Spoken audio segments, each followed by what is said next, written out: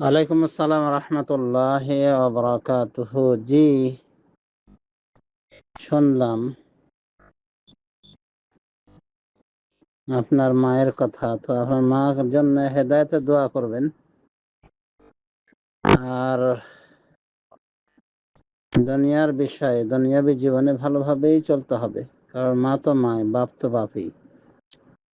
বাপ মা মুশরিকও যদি হয় আর পিড়াপিড়ি করে সন্তানকে শিরিক করার প্রতি, যার সম্পর্কে কোনো এলেম নেই, তবুও আল্লাহ বলছেন যে তাদের আনুগত্য করবে না শিরকের অনুসরণের বিষয়ে, শিরকের নির্দেশের অনুসরণের বিষয়ে।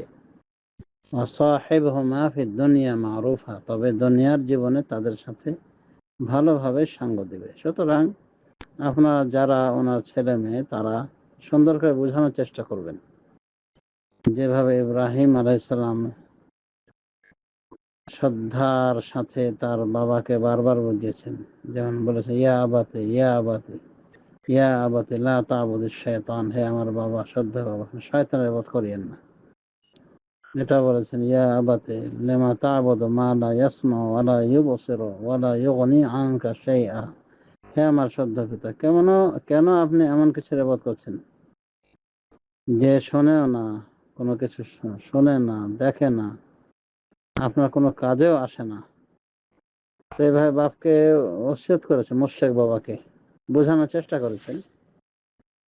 এ থেকে বুঝে আসে যে, বা প্রমাণ হয় যে, পিতামাতা মুশরিক হলেও তাদের সাথে দুর্ব্যবহার করা যাবে না, তুচ্ছ তাচ্ছিল্য করে বলা যাবে না, বরং শ্রদ্ধার ভাষা ব্যবহার করতে হবে। ওয়াকুল লাহুমা কাওলান কারীমা, তাদের জন্য সম্মানজনক ভাষা ইউজ করতে হবে।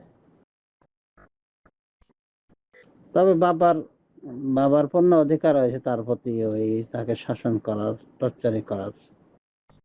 আর আপনারা কৌশলগতভাবে বিভিন্ন পন্থা অবলম্বন করবেন, যেমন ওনার জর্দার টাকা কেউ দেবেন না, বা কোনোভাবে যদি জানতে পারেন যে জর্দা এনেছেন, যে জর্দার কটা লোককে দেবেন, হাকিমপুরি জর্দা আরো কি কি আছে, এগুলো জানাশোনা জিনিস, ওই মালগুলো সরিয়ে দেবেন, মাটিতে দাফন করে দেবেন। আর বোঝাতে থাকবেন যেন আল্লাহ ওনাকে হেদায়েত দান করেন। আসলে এগুলো হারাম দ্রব্য। আমার দেশে কাঠমোল্লারা বা বেদাতি যারা, বেদাতি মৌলবীরা এটাকে এখনো বৈধ মনে করছে এবং ভদ্র খাবার হিসেবে খায়, মসজিদও খায়। তো যেখানে ওই মোল্লা টাইপের মানুষগুলো এই হারাম ছাড়তে পারেনি, তো আপনার মা তো তার তুলনায় কম জ্ঞানী, তাই না? সুতরাং ভালো করে বোঝানোর চেষ্টা করবেন, ভদ্র ভাষায় কথা বলবেন। আর ওই সমস্ত পথ বন্ধ করে দেবেন ওনার জর্দা সরবরাহের, বললামই তো। তাই বাবাও শাসন করবেন, বাবা বোঝানোর চেষ্টা করবেন বিভিন্নভাবে, কোনো সময় আদর দিয়ে, কোনো সময় শাসন দিয়ে। ঠিক আছে? তবে আপনারা যারা ছেলে মেয়ে, খবরদার তার সাথে অভদ্র ব্যবহার করে জিন্দেগি বেকার করবেন না, কারণ আল্লাহ অনুমোদন করেনি পিতামাতার সাথে দুর্ব্যবহার করার। সে যদিও মুশরিক হয়, তাহলে জর্দা খেয়ে তো আর কাফের হয় না।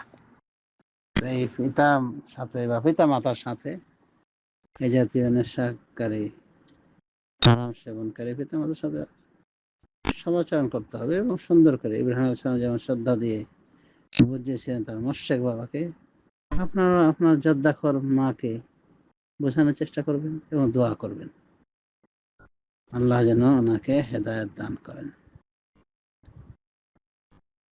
আল্লাহ আলাম।